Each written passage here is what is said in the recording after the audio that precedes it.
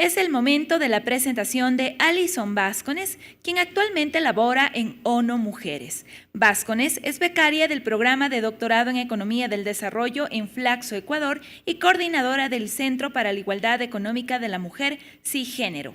Sus campos de interés son economía feminista, economía laboral, política social y economía del cuidado. Ha asesorado al Consejo Nacional de la Mujer, CONAMU, y a la Secretaría Nacional de Planificación y Desarrollo, CENPLADES. En esta ocasión, Vázquez nos hablará sobre género y macroeconomía, economía del cuidado y sus relaciones con la economía de mercado. Bienvenida, Alison Vázquez.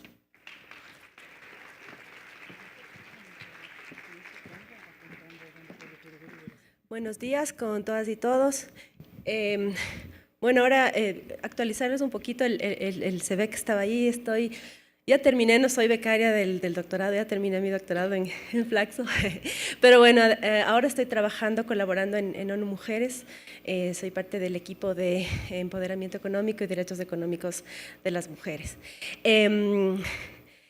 Súper interesantes las dos presentaciones anteriores de los colegas.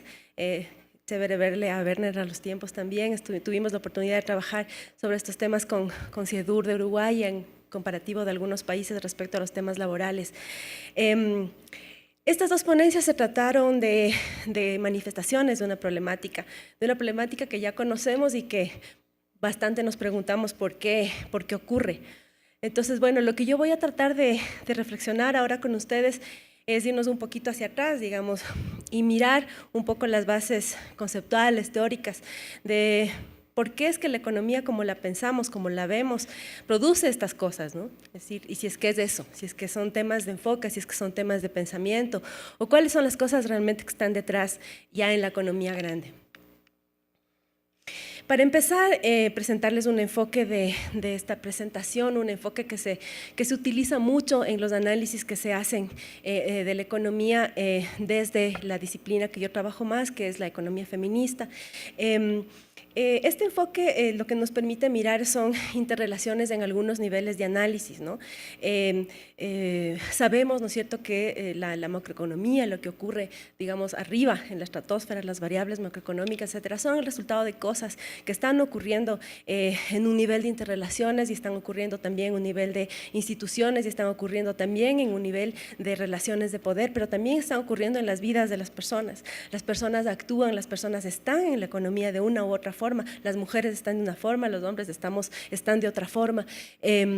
Digamos, estos comportamientos, ¿no es cierto?, que vienen además dados por un montón de órdenes sociales, más allá de los económicos, también configuran o prefiguran la economía grande, ¿no? Entonces, la idea es cómo analizar esto, ¿no? Un poquito más desde el punto de vista macro, que es en lo que me voy a enfocar ahora, pero también qué pasa con esta cuestión que ocurre en la gran economía, cómo eso se filtra y a través de qué se filtra y da como resultado las cosas que vimos hace un rato, como los datos, las consecuencias en las vidas de las mujeres y cómo de vuelta también estos comportamientos prefiguran o configuran la economía. Empiezo con una reflexión que se ha hecho a raíz de la última gran crisis financiera o del capitalismo financiero del 2008-2009 y planteando, bueno, esta es una mirada de algunas organizaciones internacionales, CEPAL entre ellas, pero otros pensadores, pensadoras, analistas hablan también del hecho de que este pedacito de la crisis que nosotros vimos, la crisis financiera, la crisis del capitalismo financiero, la de financiarización finalmente, ¿no es cierto?, de desregulación, no era solamente eso, era justamente una partecita que veíamos, que es la parte que realmente usualmente se ve, la que se ve en las estadísticas, la que además finalmente detona las alarmas. Se cae Lehman Brothers y se detonan las alarmas, ¿verdad? Cuando pasa una crisis de hambre o una crisis de pobreza extrema en el África, aquí mismo en Sudamérica, no detonan esas alarmas internacionales tanto, no se mueven tanto los índices financieros de los mercados. Pero a la base de esta crisis financiera están esas vidas y está lo que ha pasado en el mundo, ¿no? En la sociedad, la desigualdad, la creciente concentración muy alta. Ya Thomas Piketty hablaba de una concentración nunca antes vista del capital, del patrimonio en el mundo. Sabemos, ¿no es cierto?, las grandes diferencias que existen entre las fortunas más grandes y la gran cantidad de la población, el 1,99% del que nos hablaba Stiglitz también, ¿no? Entonces, no se trata solamente de una crisis de las finanzas, ¿no? De la parte que está, digamos, a la esquina izquierda, que la llamamos crisis socioeconómica, que es un poco la que vemos, el desempleo, etcétera. Se trata también de otro tipo de crisis, y hemos hablado de una crisis multidimensional, hablamos de una crisis alimentaria, porque grandes proporciones de la población, a pesar de que tenemos muchos recursos en el mundo, tienen hambre, sufren hambre, pero los mercados financieros especulan con los alimentos en lugar de satisfacer esas necesidades, porque las economías están orientadas a una cosa que le llamamos la economía, en economía feminista, una lógica pervertida. No estamos trabajando para la acumulación y para el intercambio, y no para la reproducción y para las necesidades, porque si no, no existiría esta crisis alimentaria en el mundo. Estamos hablando de una crisis medioambiental, sabemos que estamos a punto de comernos un planeta y medio, ¿verdad? Si seguimos produciendo, si seguimos consumiendo de esta forma. Estamos hablando de una crisis energética, sabemos que ya se nos agotan las fuentes energéticas para la forma en la que estamos viviendo.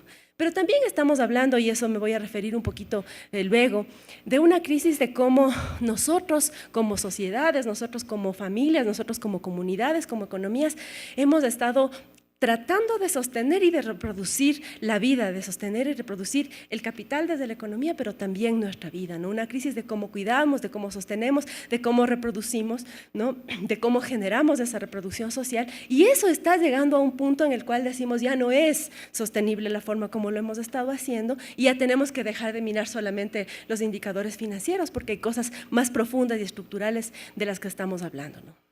Y no es fortuito, y vamos a ver por qué, que a la base, ¿no es cierto?, de esta crisis, y que esta parte de abajo que estamos viendo en el diagrama, tenga muchísima relación con las mujeres. ¿Por qué tendrá mucha relación con las mujeres? Vamos a ver ahora por qué, y este es uno de los planteamientos más importantes que vamos a hacer desde esta visión de la economía feminista. Plantearnos, ¿no es cierto?, que cuando nosotros hablamos de economía estamos hablando también solamente de una parte, estamos hablando de un conjunto de pensamiento, estamos hablando de unos actores económicos, ¿no es cierto?, que se nos vienen a la cabeza cuando decimos ¿qué es economía? La economía son los mercados, son las compras, son las ventas, son los consumos, son los intercambios.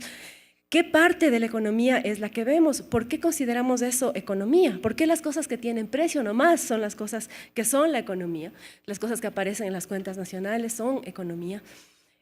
Cuando en realidad hace poco tiempo, bueno, ni tampoco en realidad, desde un poco antes del capitalismo y en nuestros países sudamericanos, por ejemplo, hay otras formas de hacer economía, hay otros conceptos de economía que siguen vigentes, ¿no? Todos los mecanismos de economía solidarias que nosotros conocemos muy bien como país, ¿no es cierto? Unas formas diferentes de ver, unas formas unos actores diferentes de la economía, unas formas diferentes de ver el trabajo, el tema de la minga, el tema del trabajo comunitario, cuestiones que no alcanzan de pronto a estar en el mercado, pero que en muchos de nuestros países, especialmente cuando sufrimos crisis económicas, son los métodos económicos que nos sostienen. Argentina, por ejemplo, es un caso muy importante de este tipo de sostenimiento de las economías, ¿no?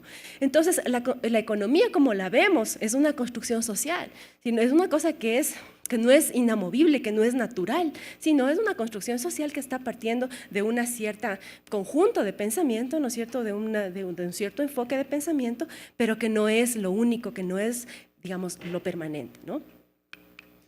Otra cosa importante, bueno, hablando de definiciones de la economía, también es pensar cómo ha evolucionado esta definición de la economía.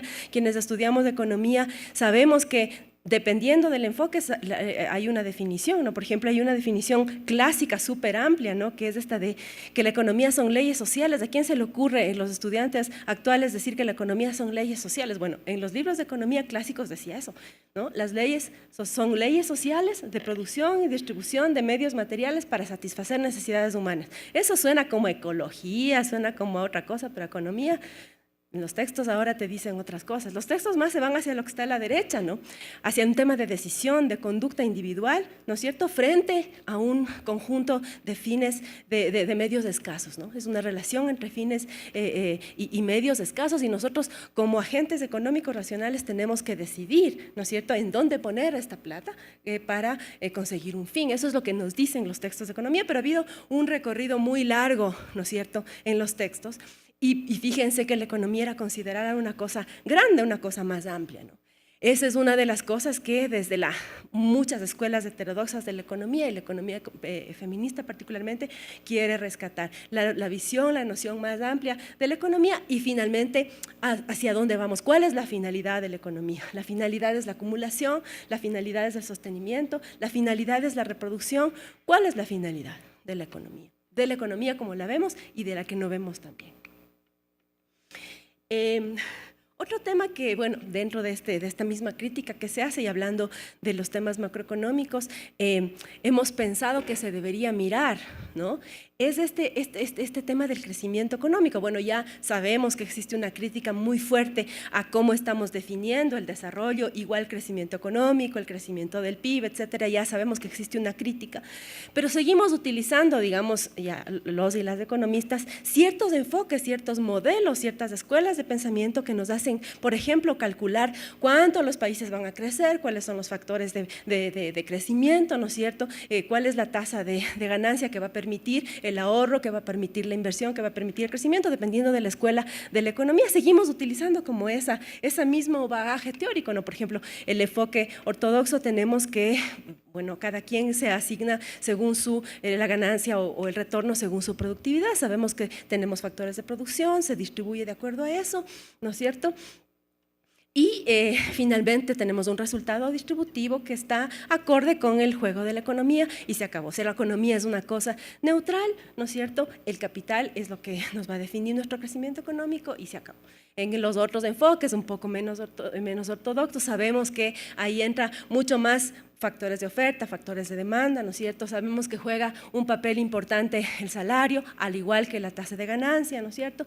De todas maneras, ¿no es cierto?, la cuestión distributiva, la cuestión que va más allá de lo que llamamos crecimiento económico está ausente de la teoría fina, de lo que está, los enfoques que están construyendo esta teoría económica.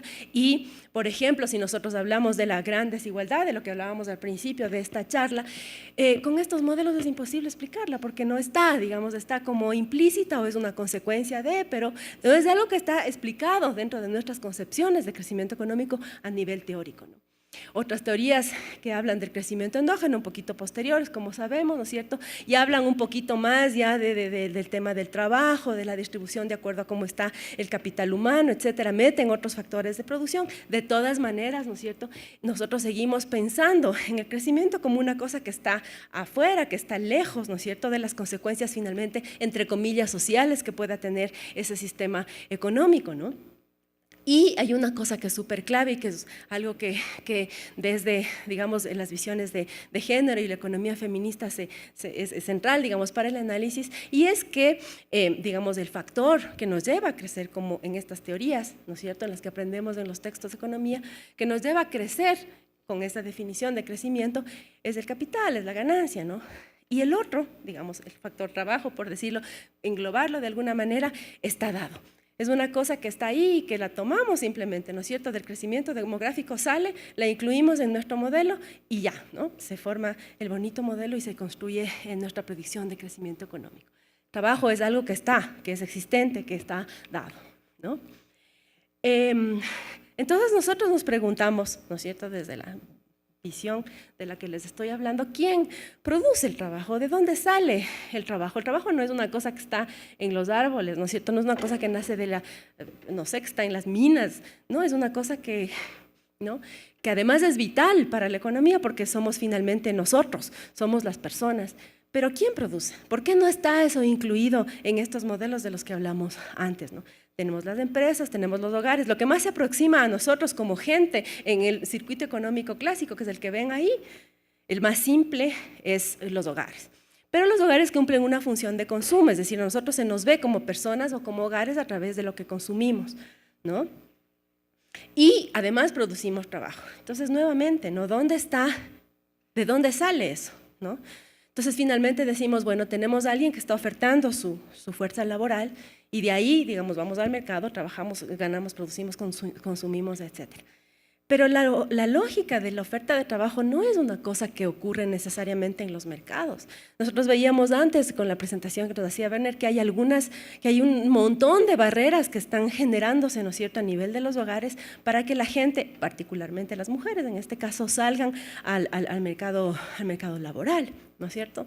Entonces, las decisiones de ir a trabajar, y no solamente eso, sino la masa de fuerza de trabajo, las personas, la reproducción de esa fuerza de trabajo que finalmente va a ser la oferta laboral, también ocurre en unos ámbitos que no son necesariamente los ámbitos del mercado. ¿Por qué? ¿No? Porque la fuerza de trabajo somos nosotros y porque no nos alimentamos pues de billetes, no nos alimentamos de cosas crudas, no nos alimentamos de aire, ¿no? Nos alimentamos, crecemos, nos cuidamos, nos nutrimos en un sitio que está fuera de este circuito económico. Desde la economía feminista, nosotros planteamos que es necesario repensar entonces este circuito del que estábamos hablando e integrar algunas cosas ahí. Una cosa principal, fundamental y básica es esa parte de abajo, de esa montañita que ven ahí. Bueno, pensemos primero que esa cosa como un hilo que está ahí es el mar, es el nivel del mar o el agua, que abajo está una parte de una montaña y arriba es lo que se ve, esto es digamos un iceberg, ¿no? Entonces nosotros utilizamos ese símil para poder mostrar que las cosas que no estamos tomando en cuenta, en este caso específico, el ejemplo que les he puesto, pero hay muchas otras cosas también que están fuera de la economía convencional, es este conjunto de trabajos, de estos procesos de producción, son estos procesos económicos que están ocurriendo antes, ¿no es cierto?, de que ocurra el circuito económico que nosotros conocemos como circuito convencional, ¿no?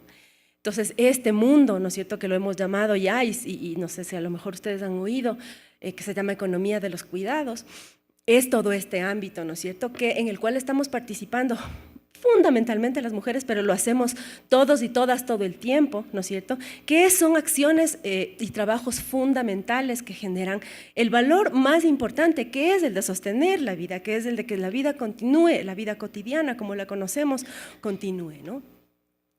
Entonces, esta parte, ¿no es cierto?, que está debajo, en el caso del Ecuador y bueno, las encuestas de uso del tiempo y algunas mediciones en algunos países dan algunos valores relacionados. En el caso del Ecuador, de acuerdo al INEC, representa más o menos, digamos, el 15% de nuestra economía, si es que eso lo convertiríamos en dinero, pero en términos de tiempo de trabajo, si nosotros medimos el tiempo que todas las personas trabajamos en el Ecuador, en esto, en lo otro, hacemos cosas en nuestra casa, las mujeres, los hombres, todas estas cosas que no están dentro de la economía convencional, que no las medimos, la parte azul es casi la mitad de lo que hacemos en trabajos en el país, ¿no?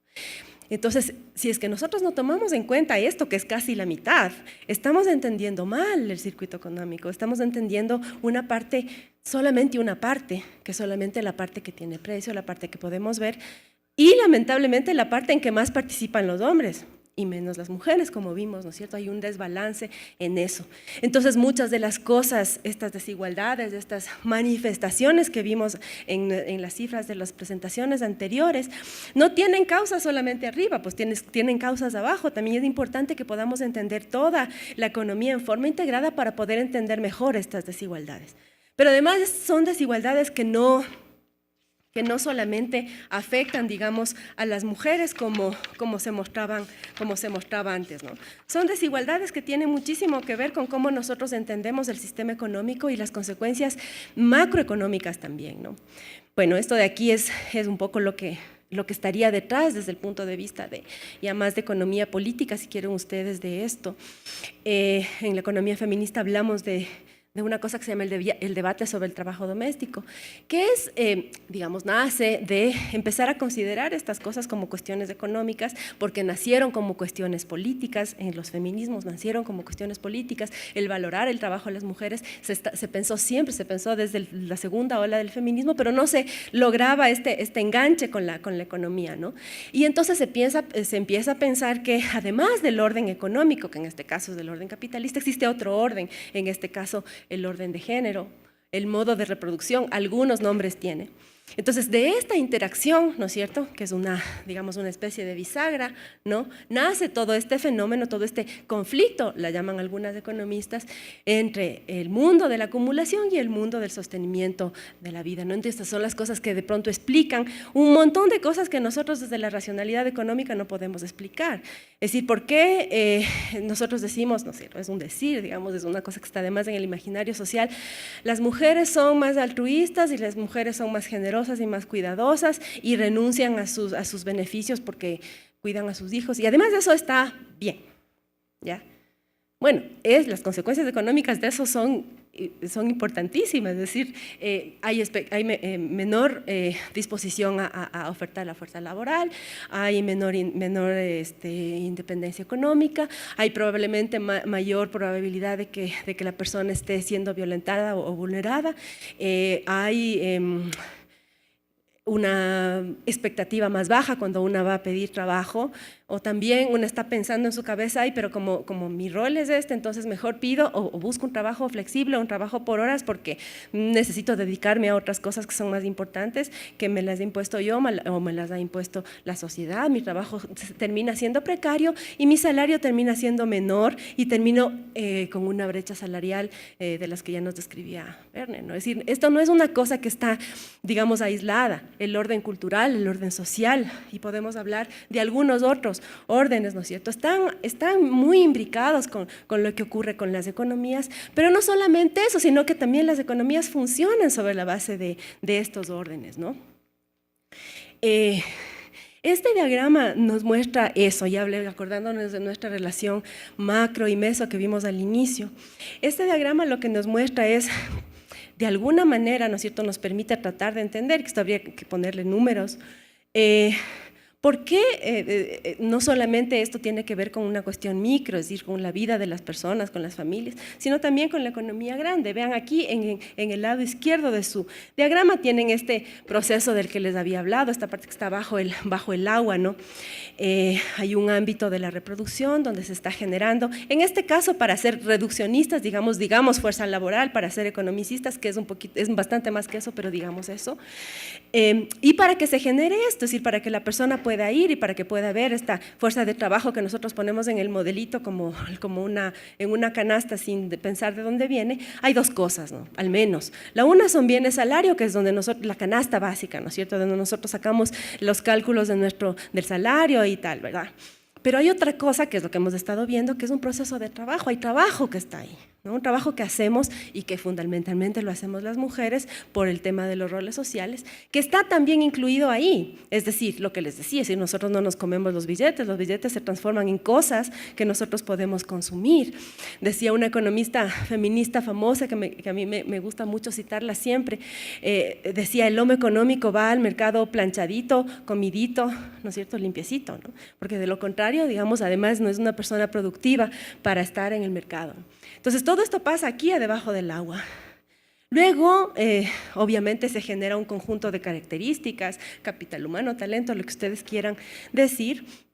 Se entra en el proceso productivo, estamos ya en el cajoncito más o menos del medio, que está ahí chueca la palabra intercambio.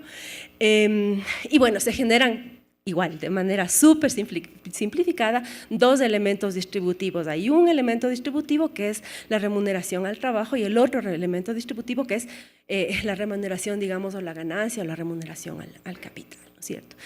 Pero, ¿qué pasó con ese trabajo que estaba ahí arriba, que estuvo metido, imbricado, que estuvo siendo un catalizador, ¿no es cierto? Porque finalmente, digamos, lo que hace es constituirnos a nosotros como personas y reproducir la población. No se quedó pues perdido, es decir, no se quedó en la nada, no fue remunerado, eso sí, pero no se quedó en la nada. Es decir, si no hubiera sido por esto, no tendríamos todo el resto del proceso económico que estamos viendo aquí. Entonces, en términos distributivos, ¿eso qué significa? Lo que ya dijimos primero, un tema de desigualdad vertical muy fuerte por falta de oportunidades de las mujeres, por todo lo que hemos visto, ¿no es cierto?, las cifras anteriores, las brechas salariales, etcétera, ¿no es cierto?, todo lo que hemos visto, que vamos a ver luego un poco del tema de mercado laboral también, pero también causa otra cosa, pues. Si lo que no fue pagado en términos de trabajo está en alguna otra parte, ¿no?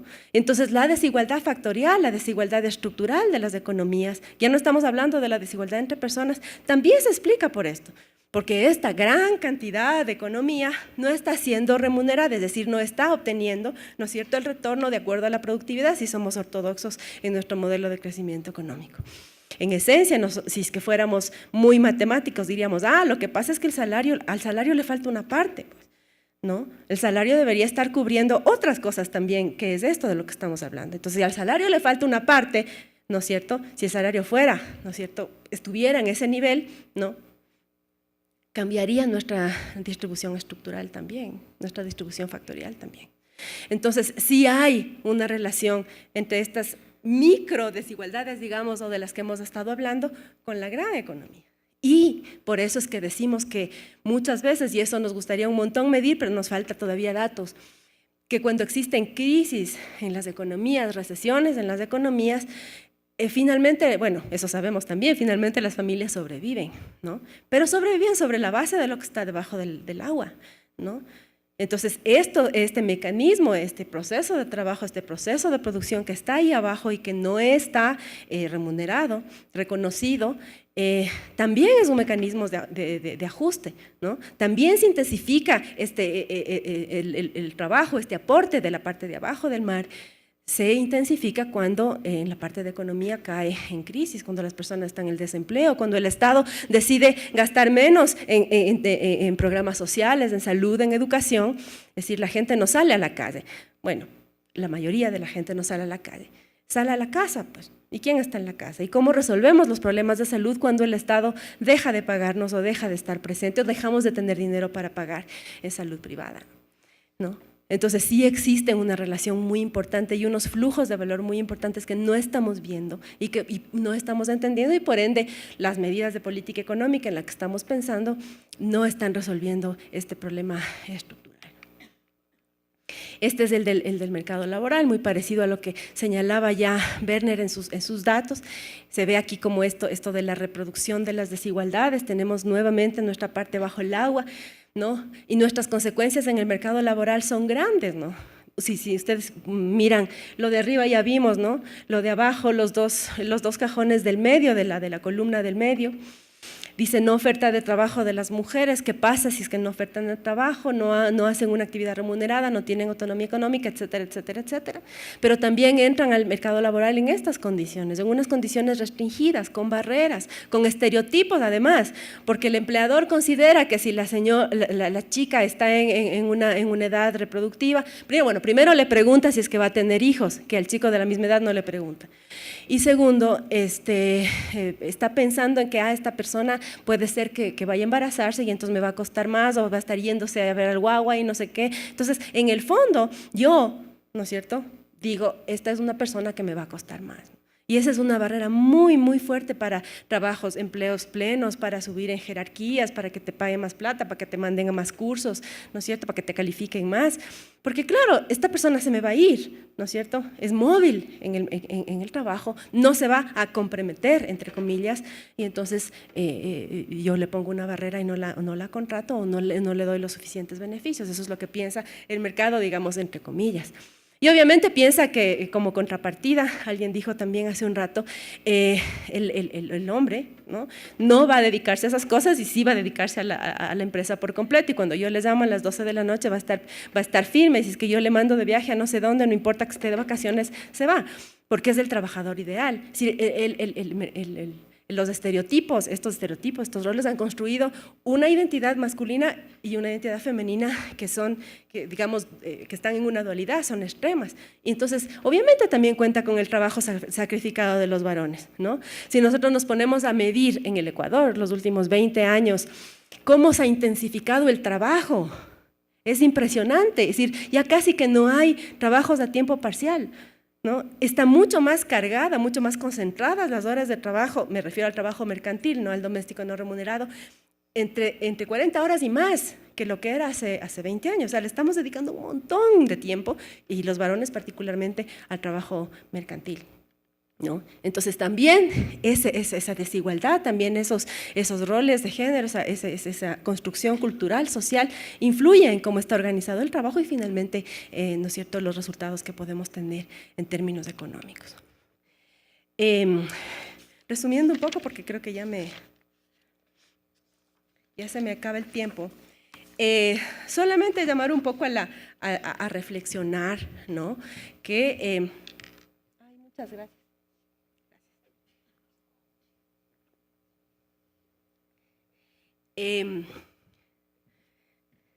Digamos que si es que nosotros queremos pensar y queremos plantear discusiones, digamos, un poco más de avanzada, discusiones un poco novedosas sobre estos temas de la economía, sí es importante que pensemos, ¿no es cierto?, en que estas cosas que nosotros pensamos que son naturales, que están dadas, que están en el libro de texto, que no sé qué, y que son verificables, no necesariamente, es decir, hay unas cosas que están detrás y que no estamos tomando en cuenta y que por eso a lo mejor no logramos entender lo que pasa o no logramos resolver de nuevo, ¿no?, con una propuesta política económica los problemas estructurales. A lo mejor no estamos entendiendo del todo lo que está pasando, ¿no? Entonces la economía, desde el punto de vista de este enfoque particularmente, sabemos lo que sí toma en cuenta, la norma, el mercado, la empresa, los precios, y sabemos lo que no, o tratamos de entender lo que no toma en cuenta, ¿no? Si lo uno es de economía, lo otro no es de economía. La economía, y en general, esa es otra crítica que hacemos desde el feminismo, piensa, ¿no es cierto?, en sujetos como que están divididos en mundos duales, ¿no?, lo público, lo privado, los hombres, las mujeres, no sé qué, lo productivo, lo no productivo. Cuando en realidad también, además, somos sujetos múltiples, ¿no es cierto? Estamos en la casa, estamos en el trabajo, estamos en un montón de lados y actuamos de diferentes formas, no necesariamente separadas en un lado y en el otro, ¿no? Entonces entender esa unión y dejar de pensar en esta dicotomía también es algo importante.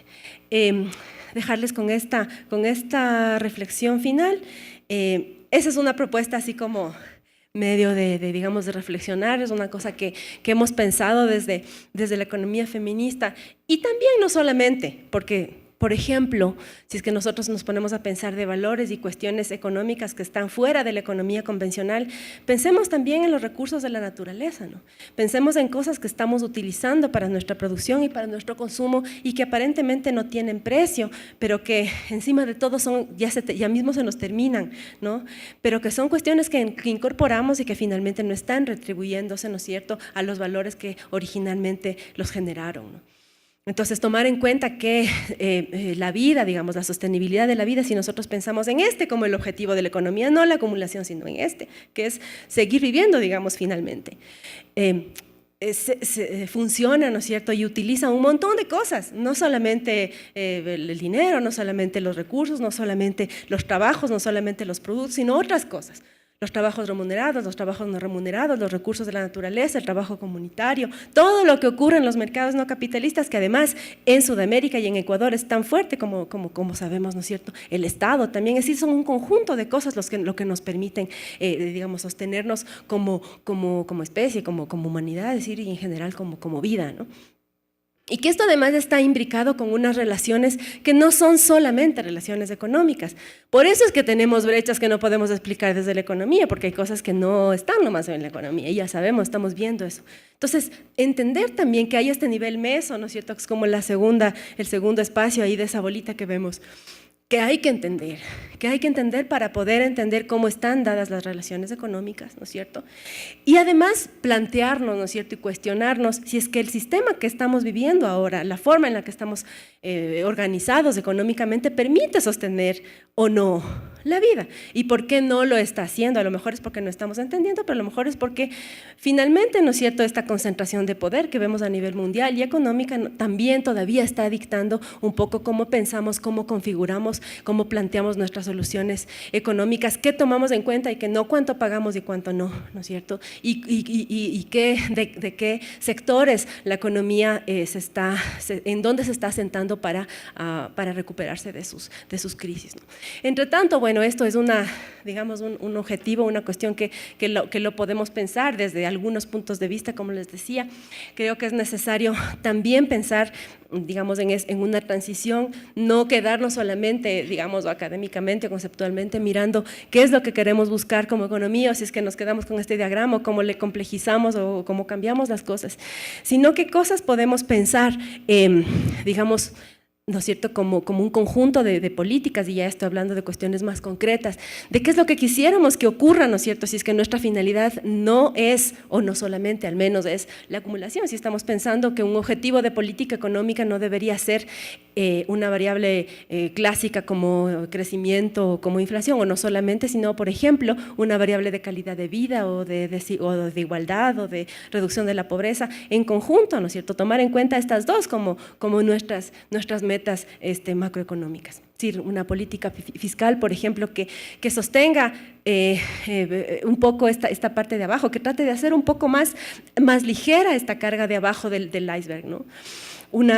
Pero que genere recursos estables, que sea sostenible en el tiempo, generar pactos fiscales que nos puedan permitir entender qué es lo importante a sostener, qué es lo importante a priorizar finalmente en el tiempo, y que si nosotros estamos deteriorando la vida finalmente en la economía, ¿no?, que eso no es o no va a ser sostenible, ¿no es cierto?, ya está dejando de ser sostenible en el tiempo, ¿no? Pensar en sistemas, o volver a pensar en sistemas que consideren la economía grande, como vimos antes, ¿no es cierto?, a lo clásico, ¿no es cierto?, pensar en sistemas de seguridad, de aseguramiento que ya hay en otros países, ¿no es cierto?, que nos permitan tener eso, ¿no es cierto?, una seguridad, una estabilidad, pero pensando en la vida como finalidad. En el caso de la política monetaria, bueno, ya se habló eso, ahí los bancos centrales, la banca mismo, priorizar o repensar cuáles son las acciones que debería priorizar igualmente en función de estos objetivos generales, ¿no? Pensar que los bancos centrales no solamente, eso también está en los libros de texto, no solamente ponían metas de inflación, sino también ponían metas de empleo. No sé si se acuerdan ustedes, y veíamos la contradicción entre la inflación y el empleo en nuestros libros de texto. Bueno, acordarnos que también hay esas metas, ¿no es cierto? Entonces, pensar que también deberíamos incluir eso en nuestra política económica. El tema de la inclusión financiera, que ya se presentó. Pensar también esto es súper importante, y esto igual desde muchos puntos de vista, pero particularmente el de género, que las políticas económicas, justamente por la estructura que tenemos, por el orden de género que tenemos, por cómo nos vinculamos a la economía, no son iguales los impactos que tienen sobre hombres y mujeres. Y por más que la política, en este caso, hablando por ejemplo de un acuerdo comercial, es aparentemente neutro, tiene impactos diferentes, ¿no? Tiene impactos diferentes, y en muchos casos, ¿no es cierto?, las brechas se amplían más cuando se piensa en forma neutral, ¿no? Porque usualmente quienes están más involucrados en los trabajos más estables o están vinculados a sectores comerciales más dinámicos, etcétera, se benefician, y no necesariamente las mujeres estamos involucradas en esos sectores, ¿no? Entonces, importante ver y hacer muchos análisis del impacto, del efecto que puede tener o que han tenido las políticas económicas sobre hombres y mujeres, y que tengamos suficiente información sobre eso, ¿no? Bueno, tengo unas más, pero creo que ahí me voy a quedar solamente con esa reflexión, es decir, y además felicitar un montón al Banco Central por estos debates. Ojalá que este sea uno de tantos, y ojalá podamos como seguir aterrizando ya en propuestas más concretas desde nuevas visiones, y sobre todo que tengamos como en cuenta que hay que repensar, o que debería ser bueno que nos sentemos y repensemos sobre lo que estamos buscando como economía. Gracias.